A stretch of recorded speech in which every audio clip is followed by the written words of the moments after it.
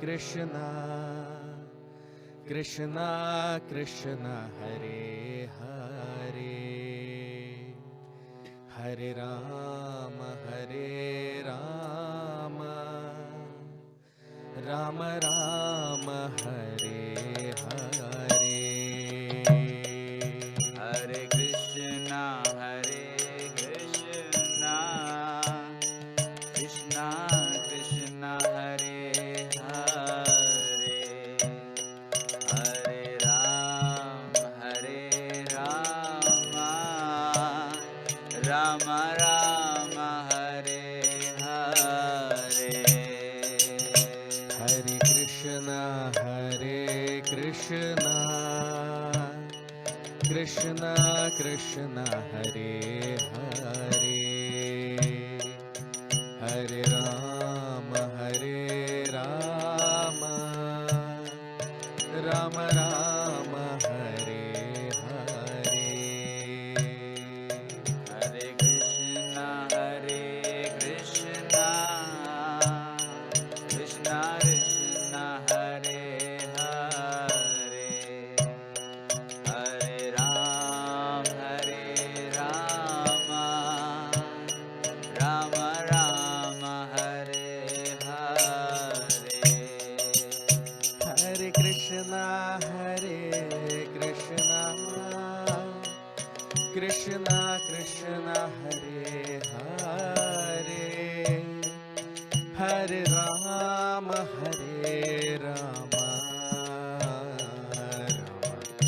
Rama Hare Hare Hare Krishna Krishna Krishna Hare Hare Hare Rama Rama Rama Hare Hare Hare Krishna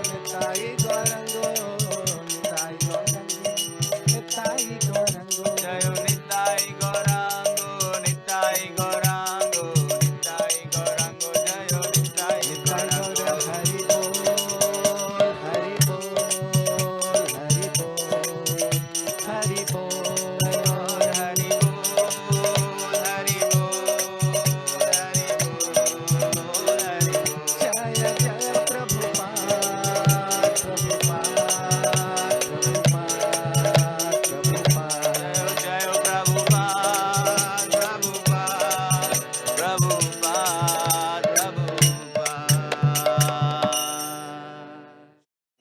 हरे कृष्णा कृष्णा कृष्ण गिरिवरधारी जय राधा माधव जय कुंज बिहारी जय गोपी जन वल्लभ गिरिवरधारी जय राधा माधव जय कुंज बिहारी जय गोपी जन वल्लभ जय गिरिवरधारी। हरे कृष्णा कृष्णा कृष्णा हरे हरे हरे राम राम राम हरे हरे हरे कृष्णा कृष्णा कृष्णा हरे हरे हरे राम राम राम हरे हरे। हरे कृष्णा कृष्णा कृष्णा हरे हरे हरे राम राम राम हरे हरे हरे कृष्णा कृष्णा कृष्णा हरे हरे हरे राम राम राम हरे हरे। हरे कृष्णा कृष्णा कृष्णा हरे हरे हरे राम राम हरे हरे हरे कृष्णा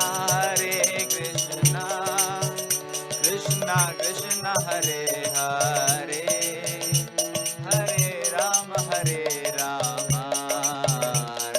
राम हरे हरे। हरे Krishna Krishna Hare Hare Hare Ram Ram Hare Hare Hare Krishna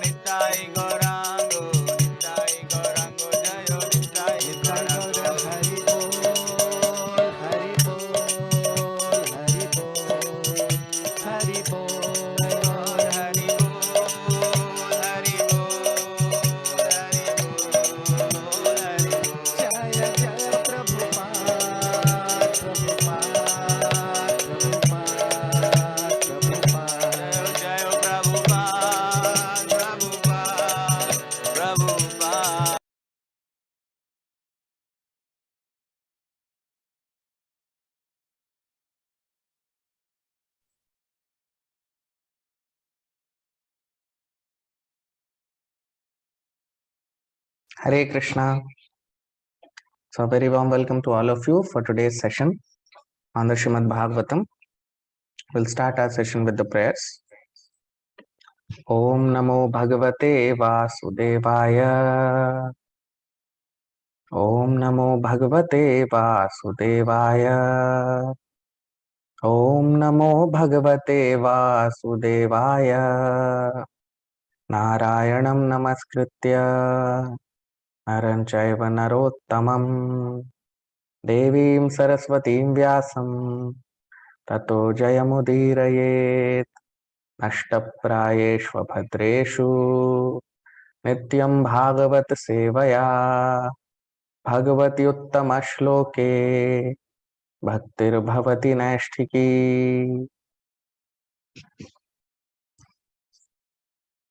So in the previous chapter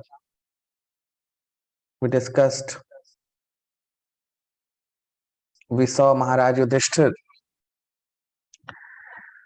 He is inquiring Arjun about his whereabouts, the well-being of the people of Dwarka, the devotees in Dwarka, the associates of Lord Krishna, Lord Balram, and Maharaj Yudhishthir. He could sense the disappearance of Lord Krishna from this earthly planet because he could see the vices in the world increasing, and because of that he could sense that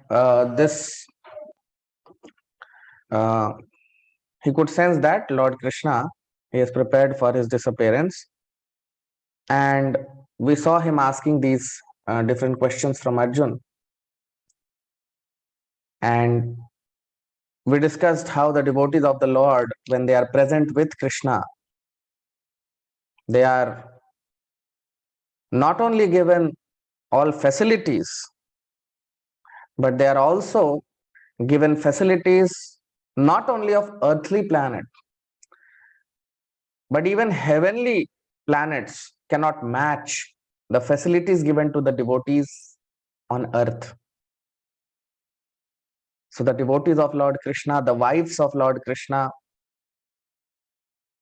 the Yadus who are associates of Lord Krishna, they conquered even heavenly planets. They captured Sudharma assembly and brought it in Dwarka. They forcefully brought it to Dwarka. So that was the power of the Yadus. Why? Because they were protected by Lord Sri Krishna and Lord Balram.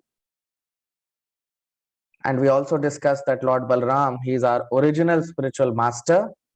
He is the original guru of everyone. And without the mercy of Lord Balram, we cannot approach Lord Krishna. So today we are going to start with the 15th chapter of the first canto. And we'll see how the Pandavas, because now Lord Krishna, because he has finished his earthly pastimes, so Pandavas have no reason to stay on earth, and so they have no reason to rule. And in the previous chapter, previous chapter, we also saw Narad Muni gave an indication to Maharaj Yudhishthir that once Lord Krishna unwinds his pastimes on earth, then you can retire from your worldly duties. So this is what we'll see in this chapter happening. So that's why the name of this chapter is the Pandavas Retire Timely.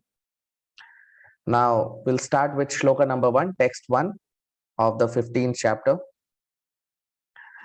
Suta uvacha evam Krishna sakhah Krishno bhratra ragya vikalpitah nana shankaspadam rupam Krishna vishlesha karshitah.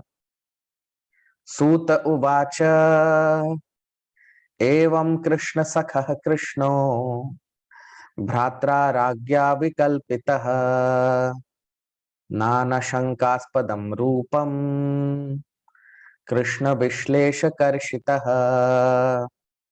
Translation. Suta Goswami said, Arjun, the celebrated friend of Lord Krishna, was grief-stricken because of his strong feeling of separation from Krishna. Over and above all, Maharaj Yudhishthir's speculative inquiries. So Maharaj Yudhishthir was inquiring and he was speculating about, because he saw Arjun, his face became pale. We saw in the previous chapter. Arjun's face became pale. He was not very happy. And Maharaj Yudhishthir could sense, but he was speculating about why he is unhappy. So he asked many things, but finally he asked Arjun that, Arjun, I think you are unhappy because you have lost your dearest friend, Lord Shri Krishna. He has unwinded his earthly pastimes. So Arjun was almost speechless. When you lose your most dear personality, of course, devotees are never away from Krishna. But yeah, physical presence of Krishna, anyone who has been in the physical presence of Lord Shri Krishna, definitely Arjun, who was the benefactor, who was the beneficiary, not benefactor. Benefactor is Lord Krishna, but he was the beneficiary of the teachings of the Bhagavad Gita. So he was completely devastated and he could not speak properly. And Maharaj Yudhishthir, he could sense that. That's why here in this shloka we see Suta Goswami, he is saying that Evam Krishna Sakha Krishno. So Krishna Sakha is Arjun. Sometimes Arjun is also called as Krishna. Krishna. Why? Because he is a friend of Lord Krishna. So Evam Krishna Sakha Krishno Bhratra Ragya Vikalpitaha Avikalpitaha. Bhratra Ragya. Bhratra is King Yudhishthir, who is the elder brother of Arjun. Avikalpitaha. Vikalp means options. So he was speculating. Avikalpitah Nana Shankaspadam. So he had speculated about different reasons why Arjun was not very happy. And here he is saying, Suta Goswami, that Krishna Vishlesha Karshitaha. But actually, the reason was that Krishna Vishlesha Karshitaha. The reason for Arjun's grief-stricken condition was the separation that he was feeling from Lord Shri Krishna. Devotees don't want to live even a moment without Krishna. Chaitanya Mahaprabhu in his teachings, he says that Yugaitam Nimeshena Chakshusha Pravrishaitam Shunyaitam Jagat Sarvam Govinda Virahena Me. He says that Yugaitam Nimeshena, Yugaitam Nimisha. Nimisha means a moment. Yugaitam means a moment without Krishna. It seems as if it is like a millennium. It seems like 100 years to me. And Chakshusha Pravrishaitam. And tears are rolling down from my eyes like torrents of rain. Yugaitam Nimeshena Chakshusha Pravrishaitam Shunyaitam Jagat Sarvam Govinda Virahena. Govinda Viraha. Viraha means separation. In your separation, Govind, in your separation, Krishna, I feel this world to be completely vacant. A moment seems to me like many hundreds of years. And tears are flowing from my eyes constantly. So this is the mood of a devotee. This is how devotees feel without the presence of Krishna in this world. So the pure devotees of the Lord, they always feel that separation. And Arjun now here, because he is not with Krishna, so he's feeling that separation from Lord Krishna. And it's quite it is quite possible for every devotee. Every devotee feels that separation because you cannot remain without your lover. And devotees, they love Krishna. Without Krishna, they cannot stay even for a moment. Now, text 2, shloka number 2. Shokena shushyad vadana hritsarojo hata prabha vibhum tame vanusmaran नाशक्नोत् प्रतिभाषितुम् शोकेन शुष्यद् वदन हृत्सरोजो हतप्रभः विभुं तमेवानुस्मरन् नाशक्नोत् प्रतिभाषितुम्. Translation: due to grief, Arjun's mouth and lotus-like heart had become dried up. Therefore, his body lost all luster. Now, remembering the Supreme Lord, he could hardly utter a word in reply. He could not speak. Arjun could not speak. Yudhishthir Maharaj is inquiring that what happened, Arjun? Why are you not? Why is your face become pale? Why are you not speaking? What is the reason for your dejection? Please tell me. And Arjun was not able to speak. You see, Shoken Ashoshyad Vadana. Shoken means grief-stricken. He was so grief-stricken. He was in grief. Shushyad Vadana. Shush means drying up. Shushki. In Sanskrit, the word is used shushk. Shushk means drying up of the mouth. Vadana means speech. So drying up of the speaking power, drying up of the mouth, you can say. So his mouth had dried up. Harit sarojo hata prabha. Harit saroj. Saroj means like a flower.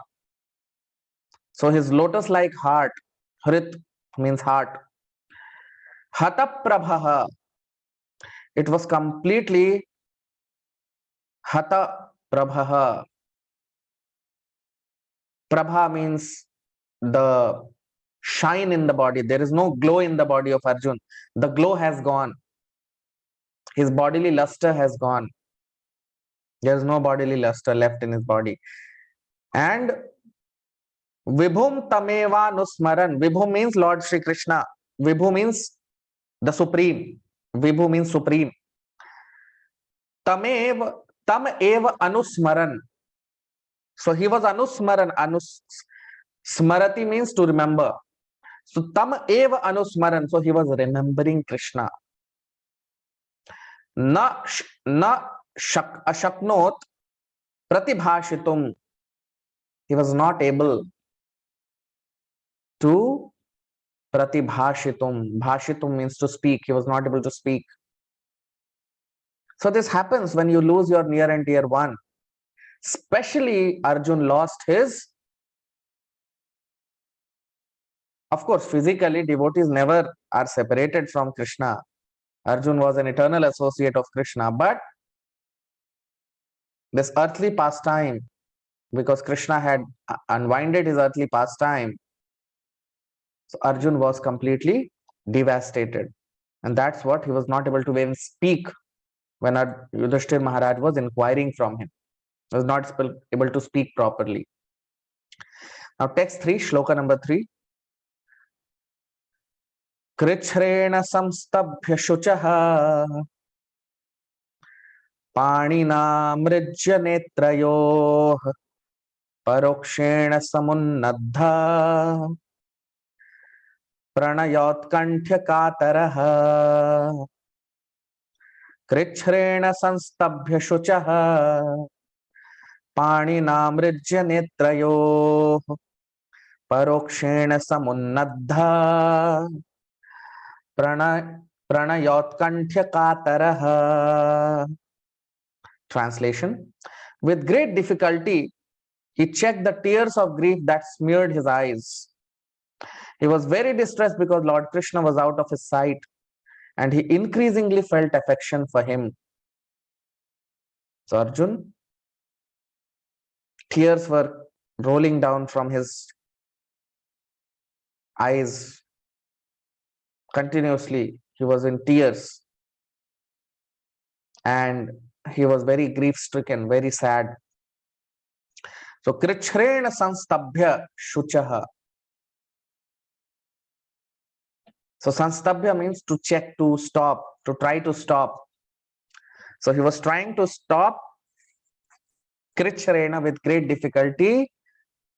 Shuchaha, because of dejection, because of moroseness, because of sorrow. Panina mrijya netrayo, his eyes were full of, they were brimming with tears. Amrijya means brimming, almost on the verge of completely breaking down. Parokshena samunnadha, because paroksh means to be present before you, to be present before our eyes. That is called paroksh. Para aksha, aksha means eyes. So something which is present before our eyes, paroksh. Parokshena sam unnadha. Now Krishna was not present before him, and that is why pranayotkanthya kataraha. Otkanthya means sometimes when you remember your near and dear one whom you have lost, your kanth, your throat becomes choked up. So otkanthya means his throat had become choked up. He could not speak. Kataraha, because of his dejection, because of his bereavement, because of his anxiety. And why? Because he was feeling separation from Krishna. So Chaitanya Mahaprabhu, when he was in Jagannath Puri, so Chaitanya Mahaprabhu, as we all know, that he is the incarnation of Krishna in Kali Yuga, and Lord Krishna appeared in Kali Yuga in Navadvip, Bengal, to propagate the Yug Dharma of Kali Yuga, which is chanting of the holy names. So Lord Krishna appeared in Kali Yuga in the form of Sri Chaitanya Mahaprabhu, Lord Chaitanya. So Lord Chaitanya, it is mentioned in the Vedic scriptures that Sri Krishna Chaitanya Radha Krishna Nahi Anya. So why did Lord Chaitanya, why Krishna appeared as Lord Chaitanya? To preach the cult of bhakti, because Krishna in the Bhagavad Gita says that the highest yoga is bhakti yoga. So people were immersed in all different kinds of yoga systems, and to abolish all other yoga systems and give precedence to bhakti yoga, Sri Chaitanya Mahaprabhu appeared. And to propagate the glories of Bhagavatam and Bhagavad Gita also, he appeared. So Chaitanya Mahaprabhu, when he appeared, for first 24 years, he was in Bengal. And then he lived on earth only for 48 years. But so first 24 years of his life, he spent in Navadvip in West Bengal. And next 24 years of life, his most beautiful pastimes happened in Jagannath Puri, the Dham, Puri Dham. So when Rath Yatra would come out, when the Lord Jagannath, that procession of Rath Yatra, we all know, whole world, people from whole world come and participate. It's the largest procession which happens in this world. There is no greater procession than that. It's the largest procession in the world. Millions of devotees, they throng Jagannath Puri for Rath Yatra to have darshan of Lord Jagannath. Lord Jagannath comes out of his temple to give darshan to all his loving devotees. So Chaitanya Mahaprabhu, he would be, so kirtans will be going on around the Rath, and there were 10 parties the Kirtan team will divide into 10 parties, 10 groups. So around 10 devotees would be doing Kirtan at one place. Then they'll surround the chariot.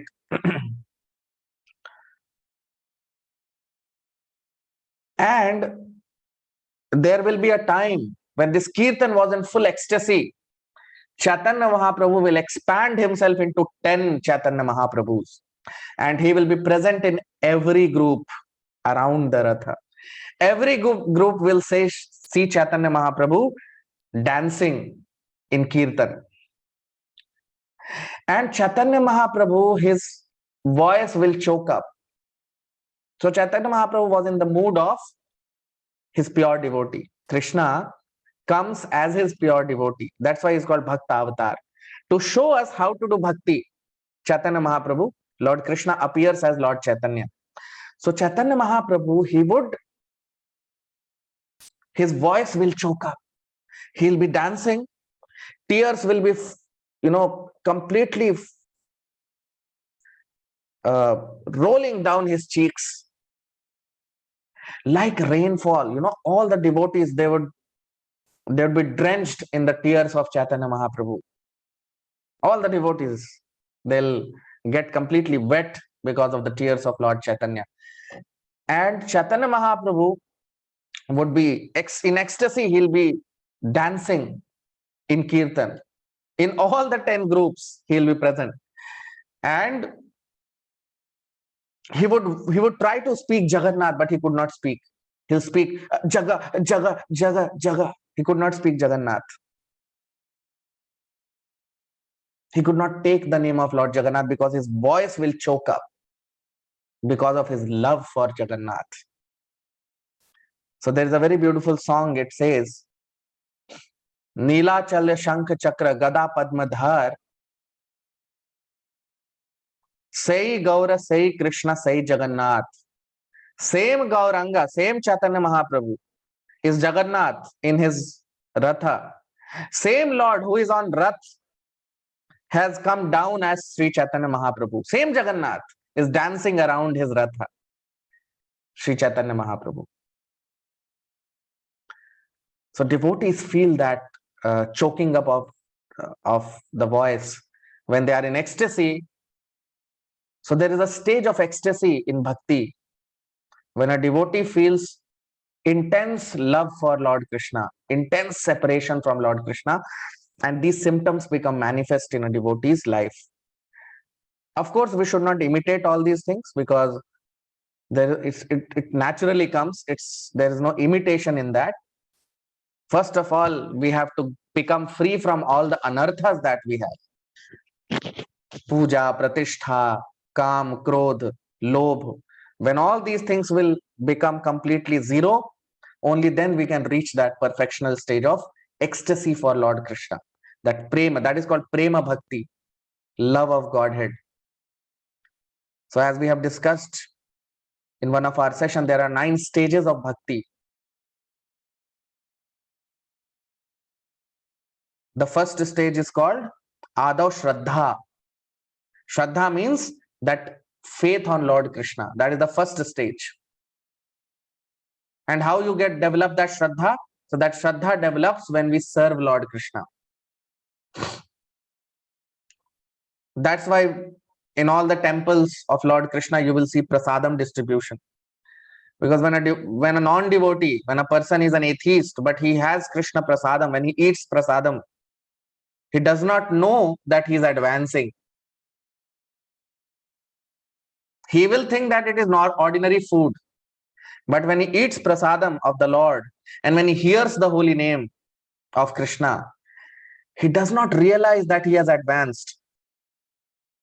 Even though in this life he may not become devotee, next life he'll be born in a devotee family or in a pious family. Because unknowingly he has served Krishna by honoring Krishna prasadam. So that stage is called Shraddha, when you have faith on Lord Krishna. Then the next stage is Adav Shraddha Tata Sadhu Sango. Then Lord Krishna, he arranges the meeting of a devotee with a sadhu. So we come in touch with our spiritual master, Who arranges that meeting? So that meeting is arranged by Krishna. There may be different processes, different ways, but we come in touch with our spiritual master. That is the second stage of bhakti. And when we come in touch with Guru, sadhu sangha means association of devotee. Then what happens?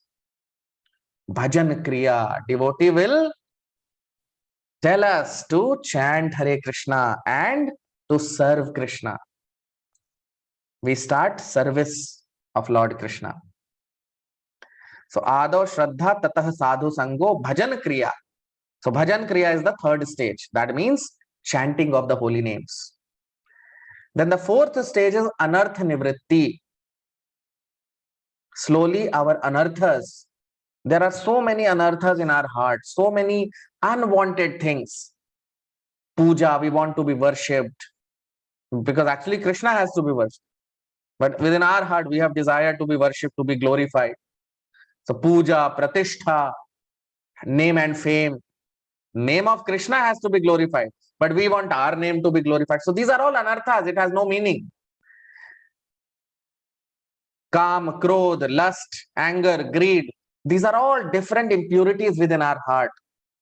So when we serve Krishna, when we chant Hare Krishna Mahamantra, Hare Krishna, Krishna Krishna, Hare Hare, Hare Ram, Ram Ram, Hare Hare.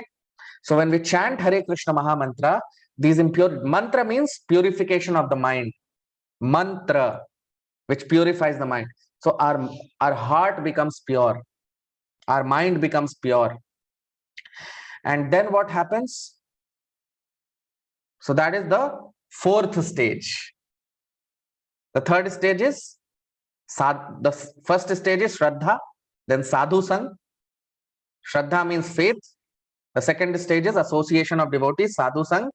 The third stage is Anartha Bhajan Kriya, That means chanting of the holy names and service of Krishna. And by this process, the fourth stage comes, which is Anartha Nivritti. We become free of unwanted impurities in our heart. Then the fifth stage. What is the fifth stage?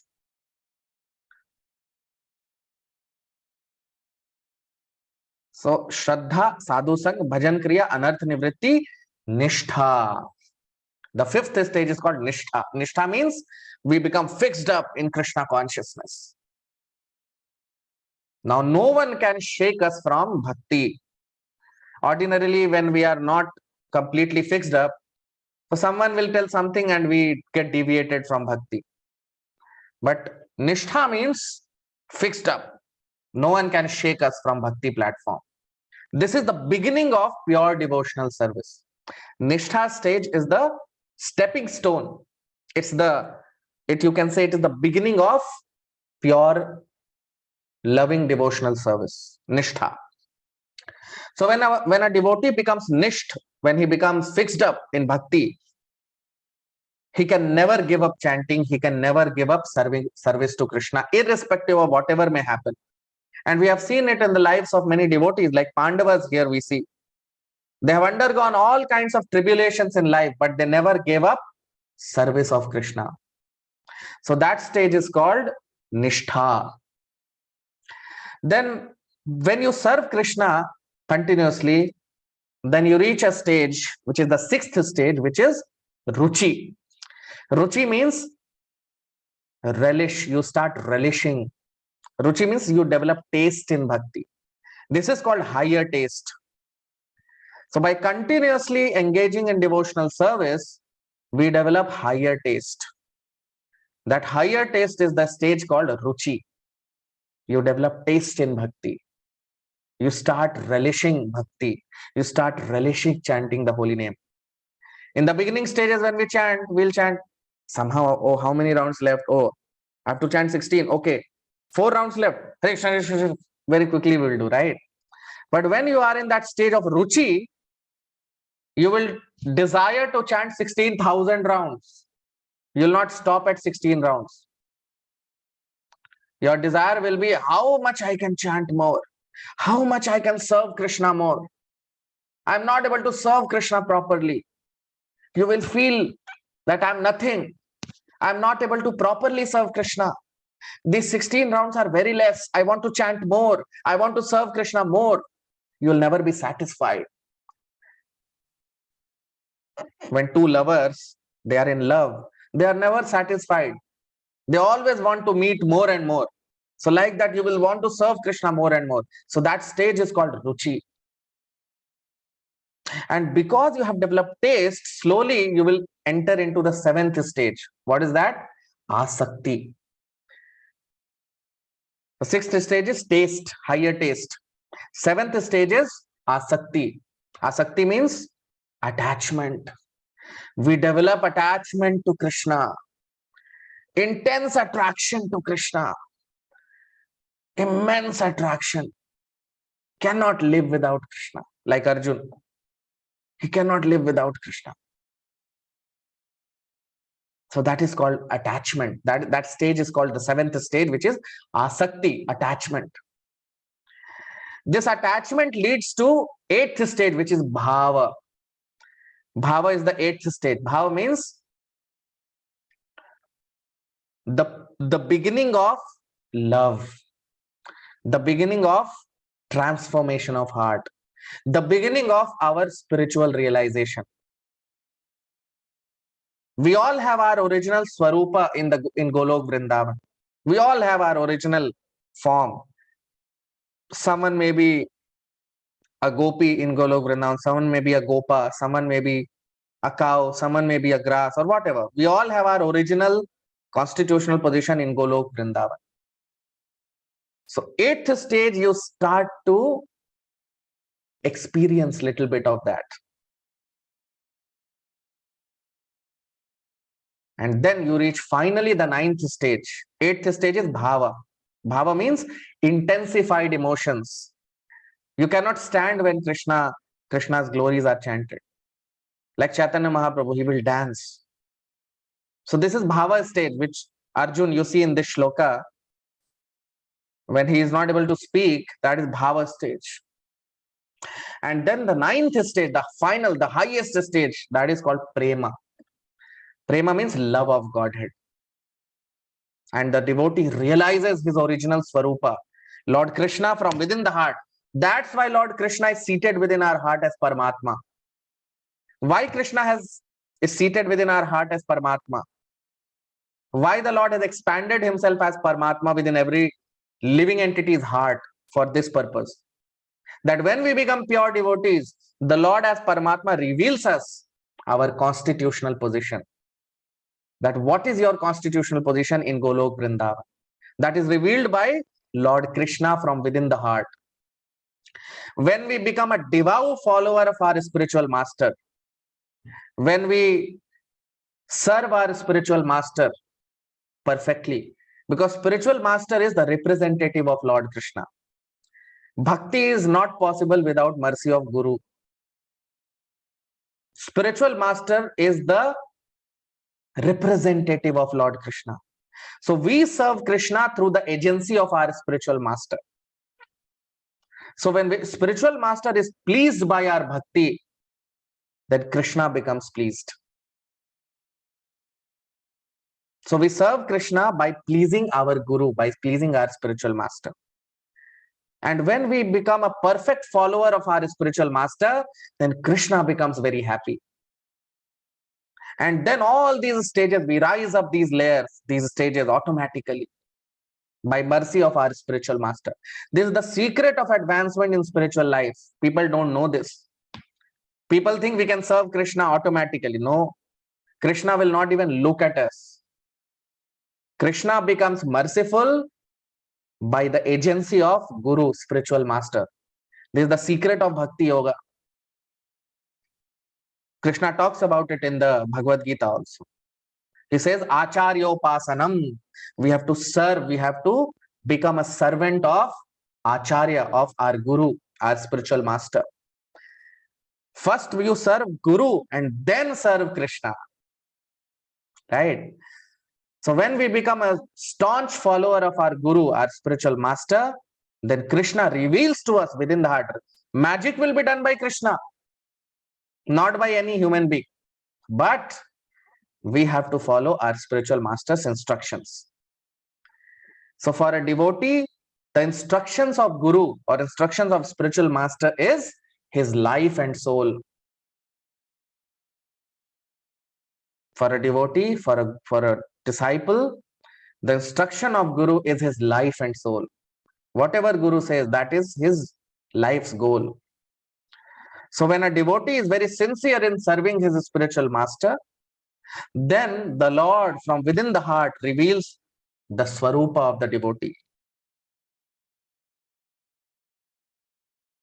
It is revealed by Krishna from within the heart, that what is our constitutional position, and that happens when we reach Prema stage by following the instructions of Guru. Narad Muni, same thing happened. We all have seen. Whose instruction did he follow? His Guru's instructions. He was following Guru's instruction, and then Krishna revealed himself to Narad Muni. So this is the secret of Bhakti Yoga. So this is what is called real advancement of Bhakti Yoga. This is called real glory of a living entity. When he realizes his constitutional position, when he realizes himself, this is called self-realization. People don't know what is self-realization. They think that some mental activity, dreaming something, that is self-realization. No.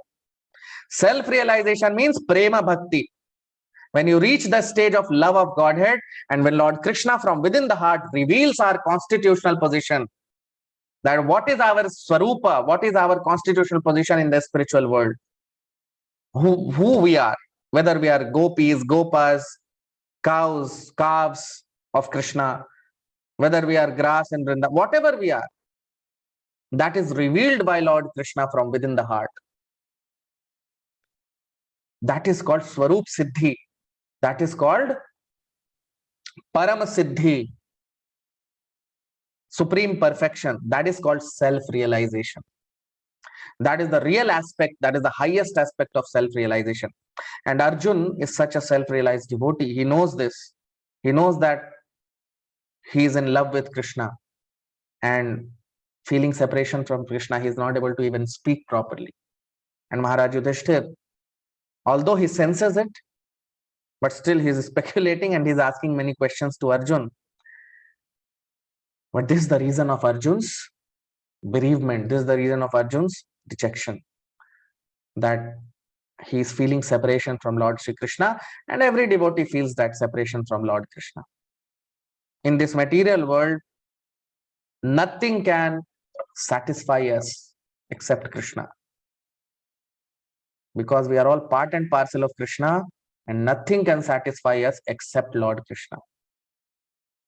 Any other thing apart from Krishna it will become ultimately a source of misery. Krishna is the only object of our life, and once you realize this, that is called Prema Bhakti. Lord Krishna from within the heart, he reveals us our constitutional position. So that's what we see here. So all of you can like and comment on the video. So we'll stop here. We'll continue our discussion in the next session. Thank you so much. Hare Krishna.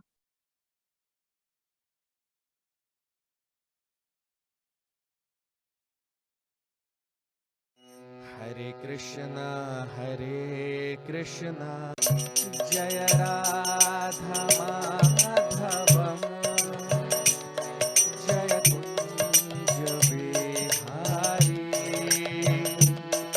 Jaya Gopi Jana Vallabha,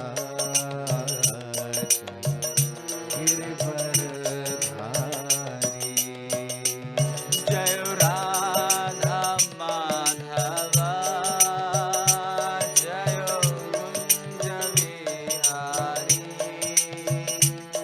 Jaya Gopi Jana Vallabha, Jaya Girivardhari. Hare Krishna, Krishna Krishna, Hare Hare, Hare Rama, Rama Rama, Hare Hare.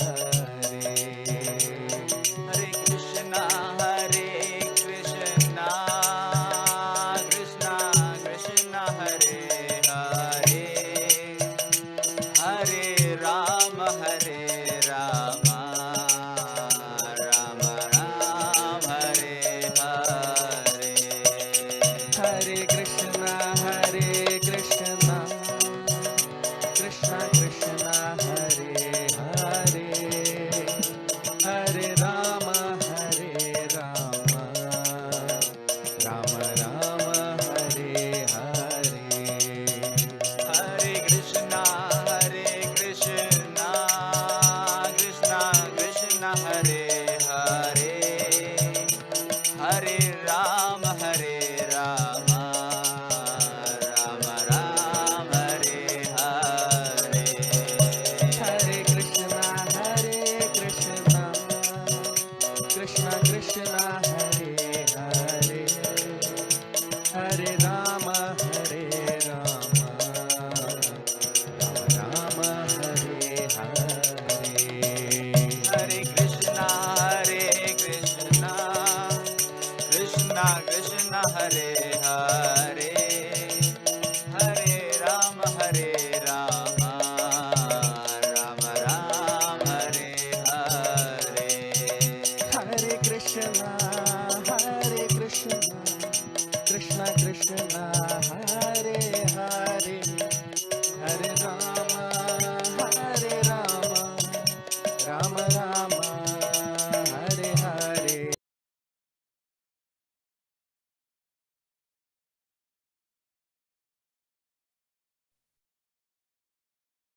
हरे कृष्णा। आप सबका बहुत बहुत स्वागत, हार्दिक अभिनंदन आज के भागवत के सत्र में। प्रार्थना के साथ अपने सत्र को प्रारंभ करेंगे। ओम नमो भगवते वासुदेवाय।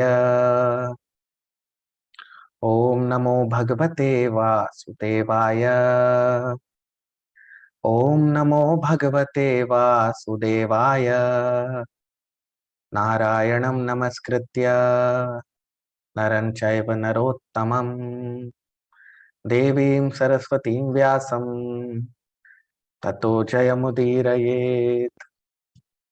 नष्टप्रायेषु भद्रेषु नित्यं भागवत सेवया भगवत्युत्तमश्लोके भक्तिर्भवति नैष्ठिकी।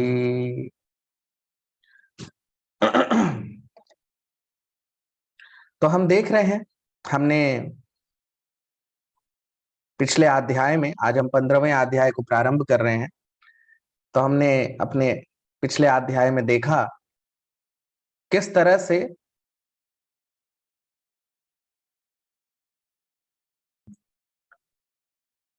महाराज युधिष्ठिर, अर्जुन जब वापस लौटा द्वारका से तो वो बहुत दुखी है, और महाराज युधिष्ठिर अलग अलग विषय वस्तुओं के बारे में उससे पूछ रहे हैं। द्वारका के शुद्ध भक्तों के बारे में, भगवान के पार्षदों के बारे में, उनकी पत्नियों के बारे में, उनके पिता के बारे में, उनके माताओं के बारे में, उन सब के बारे में महाराज युधिष्ठिर ने पूछा कि कैसे हैं वो लोग, सभी कैसे हैं। और महाराज युधिष्ठिर उनको साथ ही साथ ये भी संकेत था, उन्हें ये आशंका थी कि अर्जुन के दुख का कारण उन्हें कहीं ना कहीं, क्योंकि उससे पिछले अध्याय में हमने देखा नारद मुनि ने महाराज युधिष्ठिर को एक संकेत दे दिया था और महाराज युधिष्ठिर को वो याद था। तो उन्हें कहीं ना कहीं ये पता था कि अर्जुन के दुख का क्या कारण है। लेकिन तब भी वो, चूंकि वो द्वारका से लौटा है, तो अलग अलग सवाल पूछ रहे थे। भगवान बलराम के बारे में, भगवान कृष्ण के पार्षदों के बारे में कि कितने शक्तिशाली थे वो लोग, वो याद भी कर रहे हैं महाराज युधिष्ठिर। हमने देखा पिछले अध्याय में कि यदुवंश के जो यदुवंशी थे, जो यदु राजा थे, वो लोग इतने शक्तिशाली थे कि स्वर्ग लोक में जाके सुधर्मा की सभा, जिसमें जो देवताओं के लिए बनी है, वो छीन के देवताओं से ले आए लड़के भगवान के लिए, और द्वारका में स्थापित कर दिया उसको। तो महाराज युधिष्ठिर ये सब उन्होंने देखा, और उन्होंने सब वो याद कर रहे थे इस चीज को। और क्यों वो कर पाए यदुवंशी ये इतने, इस तरह का काम, इस तरह का कार्य कैसे कर पाए वो? क्योंकि भगवान के द्वारा उन्हें सुरक्षा प्राप्त थी, इसलिए उन्हें कोई भय नहीं था, और देवी देवताओं को भी हरा दिया उन्होंने, इतने शक्तिशाली थे। तो हमने देखा कि भगवान के साथ जो रहते हैं, भले वो पृथ्वी पे रह रहे हैं, लेकिन उन्हें जो सुख मिला वो स्वर्ग लोक जैसा सुख यहाँ पे उन्हें प्राप्त था।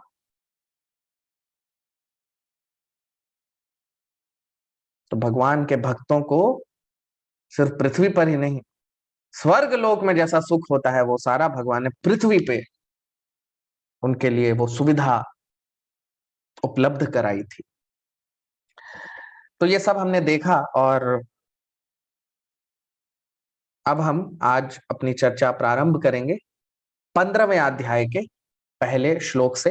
तो 15वां अध्याय जो है इसमें हम देखेंगे कि किस तरह से जो पांडव थे, जब वो उन्हें पता लगा कि भगवान श्री कृष्ण अपनी दिव्य लीलाओं को समाप्त करके जा चुके हैं, तो युधिष्ठिर महाराज को नारद मुनि ने यह संकेत दे ही दिया था कि तुम अपनी सांसारिक जो गतिविधियां हैं, सांसारिक जो तुम्हारे दायित्व हैं, इसका निवारण करो, इसका निर्वाह करो, तब तक जब तक भगवान श्री कृष्ण इस पृथ्वी पे हैं। और भगवान जब अपनी लीला समाप्त कर लेंगे तो तुम भी अपनी सांसारिक दायित्व से मुक्त हो सकते हो। तो अब वही हम देखने वाले हैं इस अध्याय में। बहुत ही महत्वपूर्ण, बहुत ही अद्भुत अध्याय है। तो पहले श्लोक से हम प्रारंभ करेंगे अपनी चर्चा को। सूत उवाच एवं कृष्ण सखः कृष्णो भ्रात्रा राज्ञा विकल्पितः नानाशंकास्पदं रूपम् कृष्ण विश्लेषकर्षितः। एवं कृष्ण सखः कृष्णो भ्रात्रा राज्ञा विकल्पितः नानाशंकास्पदं रूपम् Krishna विश्लेषकर्षितः। Translation. Suta Goswami said, Arjun, the celebrated friend of Lord Krishna, was grief-stricken because of his strong feeling of separation from Krishna. Over and above all, Maharaj Yudhishthir's speculative inquiries. तो कृष्ण सखा कृष्णो, तो श्लोक में हम देख सकते हैं सूत गोस्वामी कह रहे हैं, सूत उवाच, क्या कह रहे हैं कि एवं कृष्ण सखा कृष्णो, इस तरह से जो कृष्ण सखा, यानी कृष्ण सखा कौन है? अर्जुन। भ्रात्रा राज्ञा अविकल्पितः, उसके जो भ्रात्रा यानी उसके जो बड़े भाई हैं, भ्रात्रा मतलब उनके भाई, राज्ञा और वो राजा हैं युधिष्ठिर, अविकल्पितः, और वो कई मन अपना अपना दिमाग दौड़ा रहे हैं कि क्या हुआ होगा, क्यों अर्जुन दुखी है। तो कई सारे विकल्प उनके दिमाग में चल रहे हैं। नाना शंकास्पदम रूपम, उन्हें बहुत सारी शंका हो रही है। वो उनके मन में कई सारे कई शंकाएं हैं, नाना अलग अलग तरह की शंका उनको हो रही है। लेकिन कृष्ण विश्लेषकर्षितः, लेकिन अर्जुन जो है उसके दुख का कारण क्या है, वास्तविक कारण क्या है? कृष्ण विश्लेष, क्योंकि वो भगवान श्री कृष्ण से विरह, उनसे वो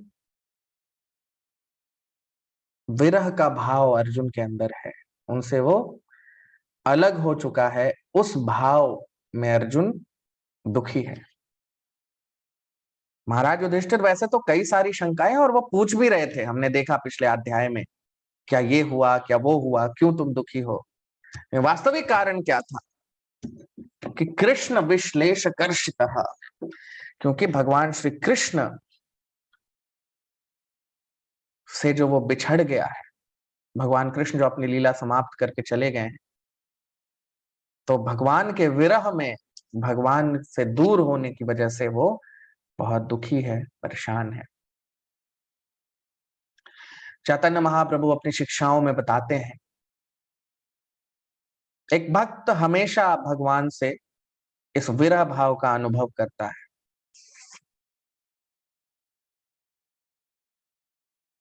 क्योंकि वो भगवान से प्रेम करता है।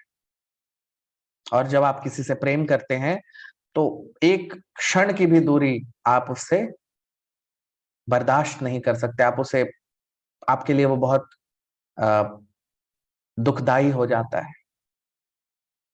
तो चैतन्य महाप्रभु बताते हैं कि युगायतम निमेषेण, अपनी शिक्षाओं में उन्होंने बताया है कि युगायतम निमेषेण एक भक्त क्या अनुभव करता है।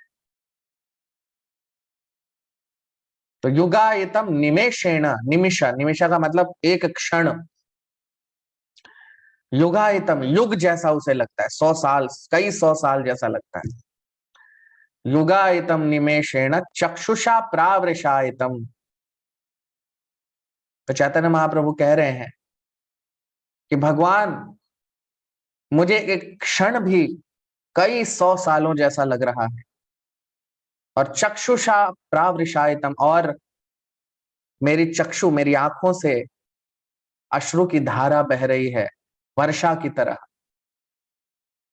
शून्यायतम जगत सर्वम, ये पूरा जगत मुझे शून्य लग रहा है, इस पूरे जगत में मुझे कुछ नहीं दिख रहा, मेरे लिए ये बेकार हो चुका है। क्यों?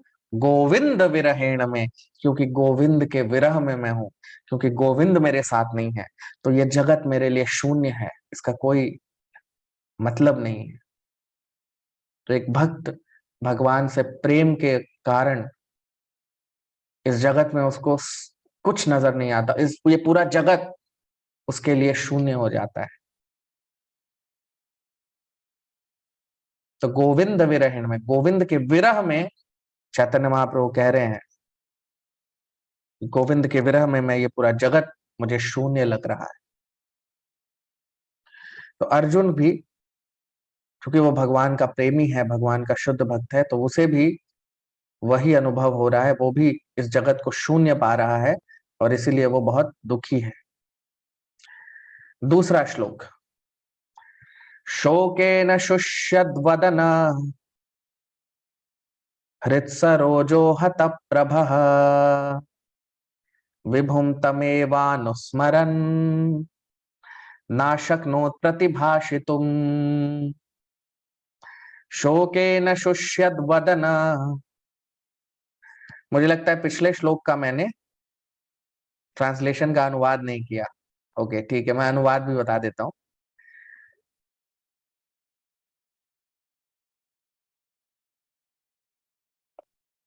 इसका अनुवाद हम देख लेते हैं हिंदी में।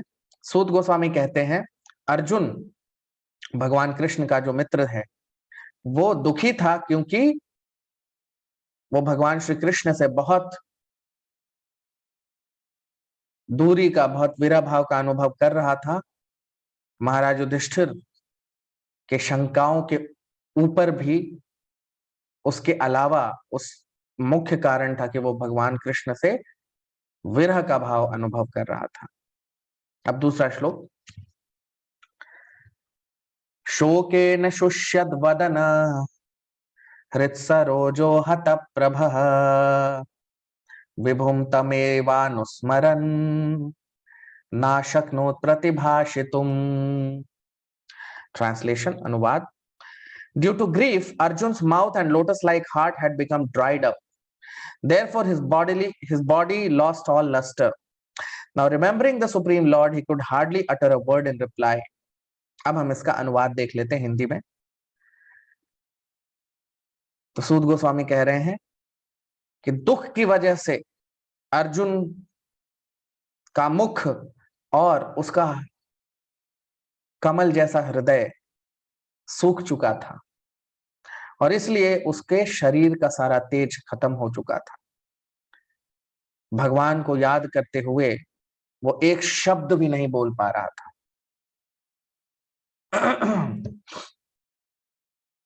तो शोकेन शुष्यद् वदन, शोकेन, शोक मतलब दुख, शोक करना। शुष्य, शुष्की, हम कहते हैं ना शुष्क हो जाना।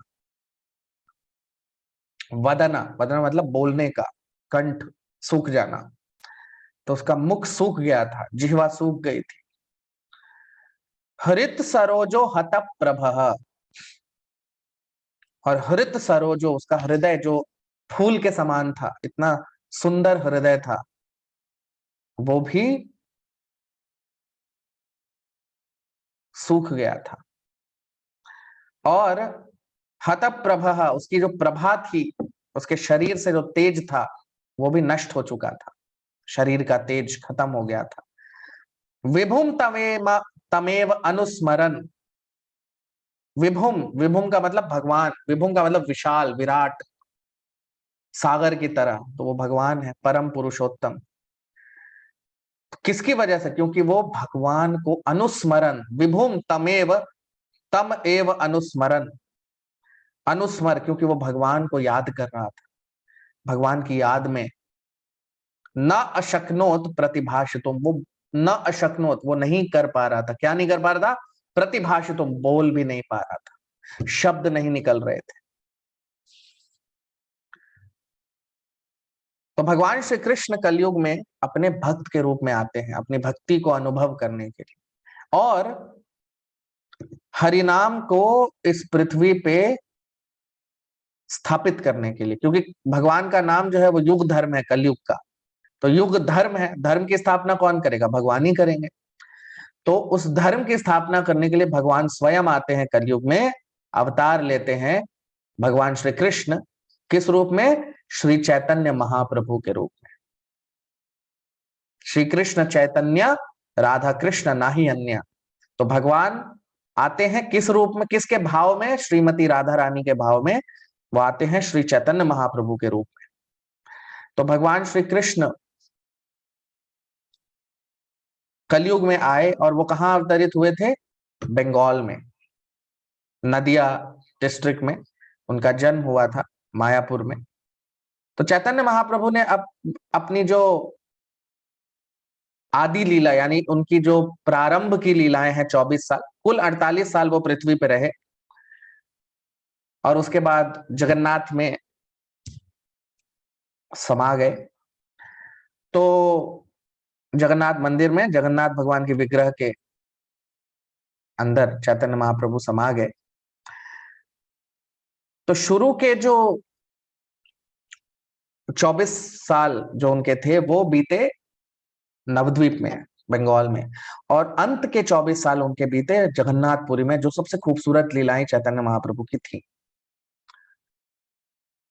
तो चैतन्य महाप्रभु जब जगन्नाथपुरी में थे तो रथ यात्रा होती है, हम सब जानते हैं। जगन्नाथ भगवान रथ में आते हैं और अपने सारे भक्तों को अपना दर्शन देते हैं, और पूरे विश्व से भगवान के सारे भक्त उनका दर्शन करने आते हैं।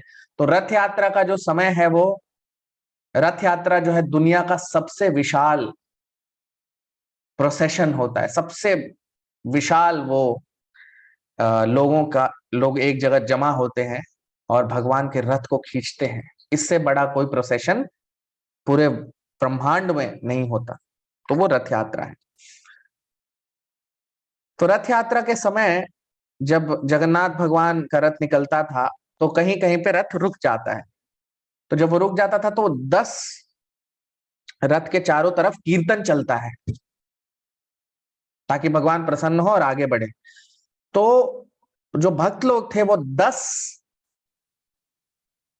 ग्रुप में, 10 छोटे छोटे समुदाय में बट जाते थे, और 10 ग्रुप में कीर्तन चल रहा होता था, और एक ग्रुप में लगभग 8 से 10 भक्त होते थे। और चैतन्य महाप्रभु स्वयं को 10 रूप में विस्तार कर लेते थे, और हर ग्रुप के अंदर चैतन्य महाप्रभु कीर्तन कर रहे होते थे, और हर ग्रुप के अंदर चैतन्य, जब कीर्तन चल रहा होता तो वो नृत्य कर रहे होते थे। तो नृत्य करते करते, चूंकि वो विरह भाव का अनुभव करते थे, चैतन्य महाप्रभु स्वयं कृष्णा है, लेकिन भक्त किसका, भाव किसका लेके आए हैं? राधा रानी का। तो एक शुद्ध भक्त, एक परम भक्त जो है भगवान का, वो क्या भाव अनुभव करता है तो वो दिखाते थे चैतन्य महाप्रभु हम सबको। तो उनकी आंखों से अश्रुधारा बहती थी, और सारे भक्त जो है वो भीग जाते थे, गीले हो जाते थे उनके अश्रुओं से, इतने आंसू बहते थे। और चैतन्य महाप्रभु नृत्य लगातार करते रहते थे, करते रहते थे, करते रहते थे। और वो जगन्नाथ बोलना चाहते थे, जगन्नाथ, लेकिन वो जगन्नाथ बोल नहीं पाते थे। क्या बोलते थे? जगह जगह जगह, जगन्नाथ उनके मुंह से निकल नहीं पाता था। वो भाव जो भक्ति होती है, तो वो प्रेम भक्ति में चैतन्य महाप्रभु उन्होंने दिखाया है कि एक शुद्ध भक्त किस तरह से उसका जो, जैसे अर्जुन यहाँ पे हम देख रहे हैं, आप देखिए, तमेवानुस्मरण ना शक्नोत प्रतिभाषितुम, भगवान को याद कर रहा और वो बोल नहीं पा रहा, उसके शब्द नहीं निकल रहे। तो चैतन्य महाप्रभु के जीवन में भी हमने देखा है कि किस तरह से वो जब भगवान का कीर्तन चलता था तो वो जगन्नाथ भी नहीं बोल पाते थे, क्योंकि वो इतने प्रेम भाव में होते थे और इस तरह से कीर्तन चल रहा होता था। तो शास्त्रों में बताया, एक बहुत ही सुंदर गीत है, उसमें बताया है कि नीलाचल शंख चक्र गदा पद्मधर, सही गौर सही कृष्णा सही जगन्नाथ, वही गौरांग है, वही कृष्णा है और वही जगन्नाथ है। जो रथ पे बैठे हैं वो जगन्नाथ हैं और वही जगन्नाथ नीचे नृत्य कर रहे हैं अपने ही लिए। तो ये बड़ी खूबसूरत लीला है चैतन्य महाप्रभु की। तो वही अर्जुन भी यहाँ पे बोल नहीं पा रहा। जो शुद्ध भक्त होते हैं वो भगवान के विरह भाव में इतने भाव विभोर हो जाते हैं कि वो, उनके गले से आवाज भी नहीं निकलती। तीसरा श्लोक, कृच्छ्रेण संस्तभ्य शुचः पाणिनामृज्य नेत्रयोः परोक्षेण समुन्नद्ध प्रणयोत्कंठ्य कातरः। कृच्छ्रेण संस्तभ्य शुचः पाणिनामृज्य नेत्रयोः परोक्षेण समुन्नद्ध प्रणयोत्कंठ्य कातरः। ट्रांसलेशन, अनुवाद। With great difficulty he checked the tears of grief that smeared his eyes. He was very distressed because Lord Krishna was out of his sight and he increasingly felt affection for him. इसका हम अब अनुवाद देख लेते हैं हिंदी में। बहुत कठिनाई से उसने अपने अश्रुओं को रोकने की कोशिश कर रहा था। वो अपने दुख की वजह से जो अश्रु उसकी आंखों से बह रहे थे, और वो बहुत दुखी था क्योंकि भगवान कृष्ण उसके नेत्रों के सामने नहीं थे और वो बार बार उनसे प्रेम का अनुभव कर रहा था। तो ये भक्ति में भक्त ऐसे ही अनुभव करता है।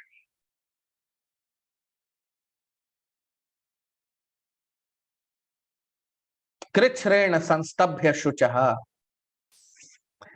कृच्छ्रेण बहुत कठिनाई के साथ, कृच्छ्रेण मतलब बहुत कठिनाई से, संस्तभ्य शुचः वो रोकने की कोशिश कर रहा है अपने अश्रु को, अपने अश्रु जो उसके नेत्र से बह रहे हैं उनको रोकने की कोशिश कर रहा है, लेकिन रोक नहीं पा रहा।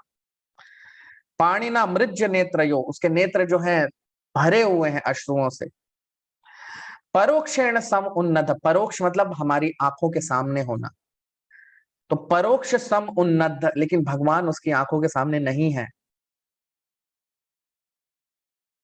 भगवान जब उसकी आंखों के सामने नहीं है तो प्रणयोत्कंठ कातरः, प्रणय औत्कंठ्य, जब कोई बहुत प्रिय हमसे दूर हो जाता है तो औत्कंठ, हमारा कंठ जो है वो, जब हम उसको याद करते हैं तो कंठ में, कंठ सूख जैसा जाता है, थोड़ी तकलीफ होती है, दर्द होता है।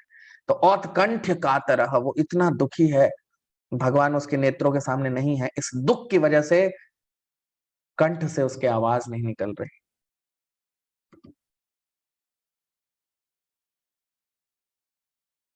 तो एक भक्त जो होता है वो, जैसे हम जानते हैं कि जो पांडव हैं, सभी पांडव, विशेषतः अर्जुन, क्योंकि उसे वो लाभ मिला जो भगवान ने उसे दिया, भगवत गीता का ज्ञान उसे मिला भगवान के द्वारा। उसने जो भगवान के साथ समय व्यतीत किया वो पूरे ब्रह्मांड में अद्भुत, और वो इसलिए भी व्यतीत किया क्योंकि वो भगवान का शुद्ध भक्त है, भगवान का नित्य पार्षद है। जब जब भगवान पृथ्वी पे अवतार लेते हैं तो वो भी, अर्जुन और सभी भगवान के पार्षद सभी आते हैं, लेकिन अर्जुन का एक विशेष स्थान है। तो अर्जुन वो याद कर रहा है, उसे स्मरण हो रहा है भगवान के साथ उसने जो समय बिताया, भगवान ने भगवत गीता का जो उसे उपदेश दिया, अपना विश्व रूप दिखाया। तो भक्ति में जो भक्त है वो भगवान में, भगवान के प्रति जब प्रेम का अनुभव करता है, इस अवस्था को कहते हैं, इसी अवस्था को समाधि कहते हैं, कि मनुष्य अगर चाहे भी तो वो भगवान को भूल नहीं पाता। इसे ही समाधि कहते हैं, जब हमारी चेतना पूरी तरह से भगवान में मिल जाती है, डूब जाती है।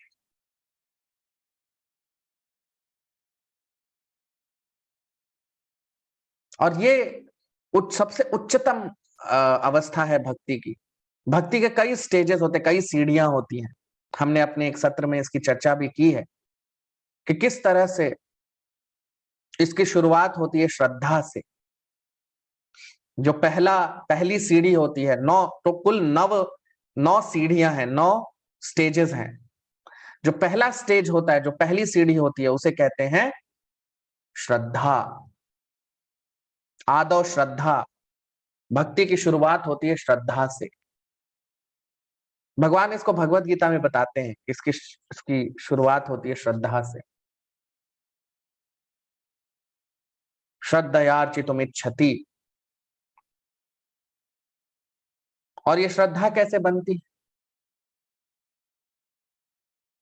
यहां तक कि जो नास्तिक लोग हैं, इसलिए सारे मंदिरों में प्रसाद का वितरण होता है, भगवान के हरि नाम का प्रचार होता है। क्यों? ताकि जाने अनजाने में, भले ही वो इंसान नास्तिक ही क्यों ना हो, भगवान में ना मानता हो, लेकिन अगर वो प्रसाद खा लेता है, वो तो ये सोच के खाएगा कि मैं तो भोजन कर रहा हूं, लेकिन उसने अगर प्रसाद खा लिया भगवान का, या उसने भगवान का नाम सुन लिया, उसे पता नहीं है, इसे कहते हैं अज्ञात सुकृति, उसे पता नहीं है, लेकिन वो भक्ति में आगे बढ़ गया। इस जन्म में भले ही वो भक्त न बने, चूंकि उसने भगवान की सेवा की है, चूंकि उसने प्रसाद लिया है और भगवान का नाम सुना है, श्रवण हुआ है और जिह्वा में भगवान का प्रसाद का स्वाद लिया है, अगले जन्म में उसे ऐसा जन्म मिलेगा जहां उसे श्रद्धा, बचपन से एक अच्छे घर में जन्म मिलेगा जहां उसे भक्ति मिल जाएगी। तो इसीलिए श्रद्धा, जो पहली जो अवस्था होती है, पहली सीढ़ी होती है भक्ति की, उसे श्रद्धा कहते हैं। तो वो श्रद्धा कई जन्मों की भक्ति से आती है। तो आदौ, या फिर शुद्ध भक्ति कृपा से भी श्रद्धा बन जाती है। अगर एक शुद्ध भक्ति कृपा हो जाए तो भी हम में श्रद्धा आ जाती है, तो ये श्रद्धा कहलाता है। तो ये पहली सीढ़ी है भक्ति की। दूसरी सीढ़ी है आदौ श्रद्धा तथा साधु संगो। अब जब श्रद्धा होती है हमारे अंदर, तो भगवान हमें हमारे गुरु से मिलाते हैं। अलग अलग तरीके से हम मिल सकते हैं, लेकिन हमें भगवान गुरु के संपर्क में लेके आते हैं, जिसे साधु संग कहते हैं, सत्संग। तो हम अपने गुरु के सत्संग में आ जाते हैं। ये दूसरी सीढ़ी है। अब गुरु के संग में आएंगे तो क्या होगा? तो पहले सीढ़ी क्या थी? श्रद्धा। दूसरी साधु संग। तीसरा भजन क्रिया। गुरु हमें भजन करने को कहेंगे, है कि नहीं? तो हमारा भजन शुरू होता है। भजन मतलब भगवान का नाम लेना, भगवान की सेवा करना, ये हम शुरू करते हैं। तो हम भगवान का भजन, हरे कृष्णा कृष्ण कृष्ण हरे हरे, हरे राम राम राम हरे हरे, भगवान का नाम लेना शुरू करते हैं और भगवान की सेवा करना शुरू करते हैं। तो इसको भजन क्रिया अवस्था कहते हैं। तो भजन क्रिया से क्या होता है? ये तीसरी सीढ़ी है भजन क्रिया। और चौथी सीढ़ी है अनर्थ निवृत्ति स्यात्। अनर्थ निवृत्ति, ये चौथी सीढ़ी है। अनर्थ निवृत्ति का मतलब होता है हमारे मन में जो अनर्थ हैं, जो भी बुराइयां हैं, वो नष्ट हो जाते हैं। इसीलिए हरे कृष्ण महामंत्र, मंत्र का मतलब क्या होता है? मंत्र, जो मन को शुद्ध करता है। तो हमारे मन में कई सारी बुराइयां हैं, पूजा प्रतिष्ठा। पूजा भगवान की होनी चाहिए, लेकिन हम चाहते हैं मेरी हो, ये अनर्थ है। प्रतिष्ठा, नाम हम चाहते हैं हमारा हो, जबकि नाम किसका होना चाहिए? भगवान का। काम, क्रोध, लोभ, कई तरह के अनर्थ है हमारे हृदय में। काम वासना, क्रोध आना, लोभ, धन के लिए, ये सारी चीजें अनर्थ हैं जिसका कोई मतलब नहीं है। तो ये अनर्थ कैसे जाएंगे? तो भजन क्रिया से। तो पहली सीढ़ी क्या थी? श्रद्धा, फिर गुरु की संगति, साधु संग, उसके बाद तीसरा भजन क्रिया, चौथी अनर्थ निवृत्ति। जब अनर्थ निवृत्ति, जब हम अनर्थों से मुक्त हो जाते हैं तो पांचवी अवस्था आती है जिसे कहते हैं निष्ठा। निष्ठा, अब हम निष्ठ हो जाते हैं भक्ति में, अब हमें कोई हिला नहीं सकता भक्ति से। निष्ठा जो है वो शुद्ध भक्ति का पहला चरण होता है। यहां से हमारी शुद्ध भक्ति प्रारंभ होती है, यहां से हमारा शुद्ध भक्त बनने की प्रक्रिया प्रारंभ हो जाती है। इसे कहते हैं निष्ठा। तो निष्ठ जब हम हो जाते हैं तो हम भगवान की सेवा में निष्ठ हो जाते हैं। फिर हम कभी जब भगवान का नाम लेना, भगवान की सेवा करना नहीं छोड़ेंगे, कभी नहीं छोड़ेंगे। अब वो जीवन का हमारे भाग हो जाता है, बिना उसके हम रह नहीं सकते। तो चूंकि हम भगवान की सेवा करते हैं तो धीरे धीरे हमें उसमें रुचि आने लगती है। तो पांचवी सीढ़ी क्या हुई? निष्ठा। छठी सीढ़ी में हम आ जाते हैं जिसको कहते हैं रुचि।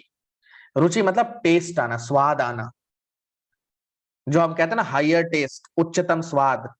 अभी हमें नीच स्वाद है, इससे हम ऊपरी स्वाद यानी ऊंचे स्वाद में चले जाते हैं, हमें हायर टेस्ट मिल जाता है। तो लोअर टेस्ट अपने आप चला जाता है। इसे कहते हैं, इस अवस्था को कहते हैं रुचि। हमें रुचि आने लगती है, हमें स्वाद आने लगता है भक्ति में, हमें मजा आने लगता है। अभी तो क्या है, जब करना शुरू करते हैं, अरे कितने माला बची है? अच्छा 4 बची है, अरे 2 बची है, अरे 1 बची है, हम वही गुनते रहते हैं। जब रुचि आ जाती है तो हम सोचते हैं 16 माला नहीं, मुझे 16,000 माला कर। हम कभी संतुष्ट नहीं होंगे सेवा से, हमें और सेवा करना, और भगवान में जा, और हमें भगवान का नाम लेना, और सेवा करना।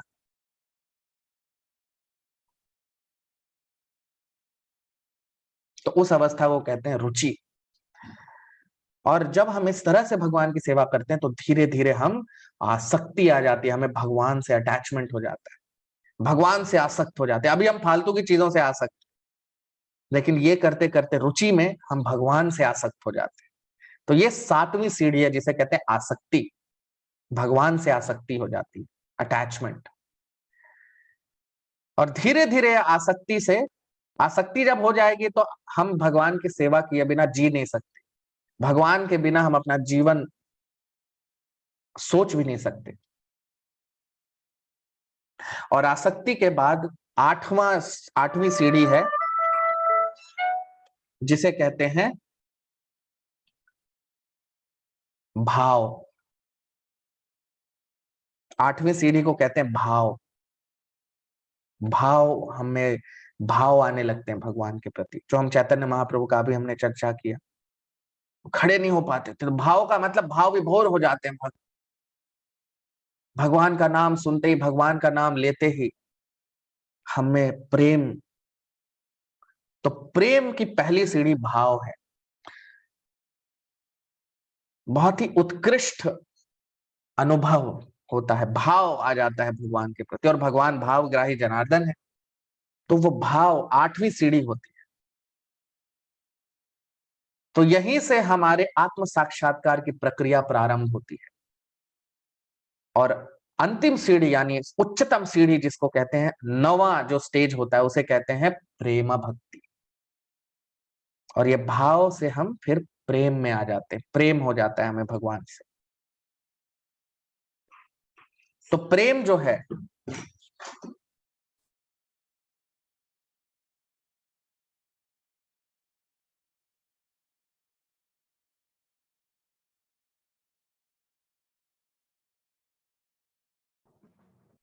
तो प्रेम जब हमें हो जाता है भगवान से, तो ये प्रेम भक्ति क्या होती है? इसे आत्म साक्षात्कार कहते हैं, प्रेम भक्ति को। हम सब का एक स्वरूप है। गोलोक, वृंदावन धाम जो भगवान का धाम है, वैकुंठ, हम सब का एक स्वरूप है। कोई गोप है, कोई गोपा है, कोई गाय है, कोई घास है, कोई कुछ है, अलग अलग हम सबका स्वरूप है। तो भगवान हमें, जब हम प्रेम भक्ति में आते हैं, तो भगवान हमें हमारा स्वरूप हृदय में प्रकाशित कर देते हैं। लेकिन ये कब होता है? जब हम अपने गुरु के आदेशों का पालन करते हैं। भक्ति का ये रहस्य है, लोगों को नहीं पता। लोग सोचते हैं भगवान की सेवा करेंगे। भगवान की सेवा गुरु की सेवा से प्रारंभ होती है।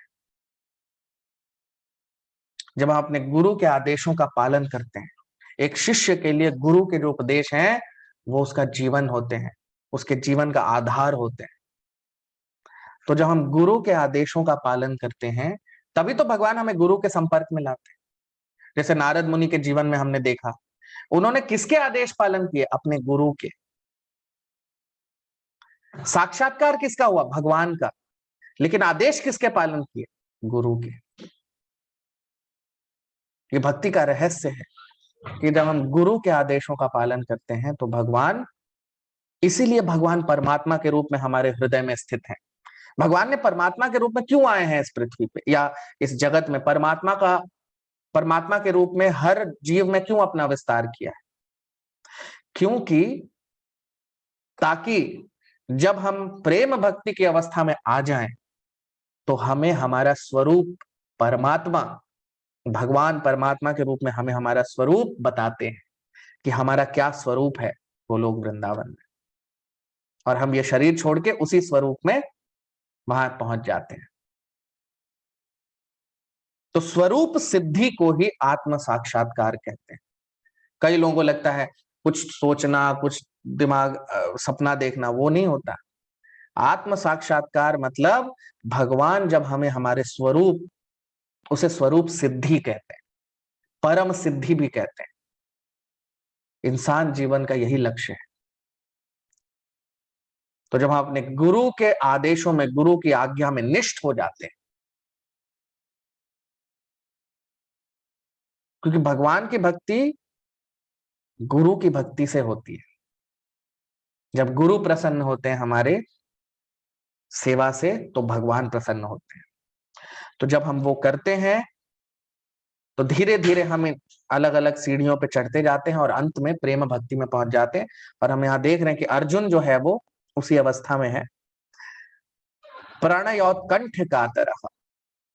सो अर्जुन चूंकि भगवान के प्रेम में निष्ठ है, भगवान का प्रेमी है, तो वो भी भगवान का जो विरह है उसका अनुभव कर रहा है, और वो उस वजह से उसके मुख से शब्द भी नहीं निकल रहे। तो ये मेरा भाव सभी भक्त अनुभव करते हैं भगवान के साथ, जो शुद्ध भक्त हैं, और भगवान के प्रेम में वो इतने डूब जाते हैं कि उन्हें भगवान के बिना वो एक क्षण भी अपने जीवन में नहीं सोच सकते। उनके लिए पूरे जीवन का एक ही लक्ष्य है, कृष्ण प्रेम। तो वही हम यहाँ पे देख रहे हैं इस श्लोक में। तो आप लोग लाइक कर सकते हैं, कमेंट कर सकते हैं वीडियो में, और आज हम यही अपने सत्र को विराम देंगे। अगले सत्र में अपनी चर्चा को आगे बढ़ाएंगे। हरे कृष्ण।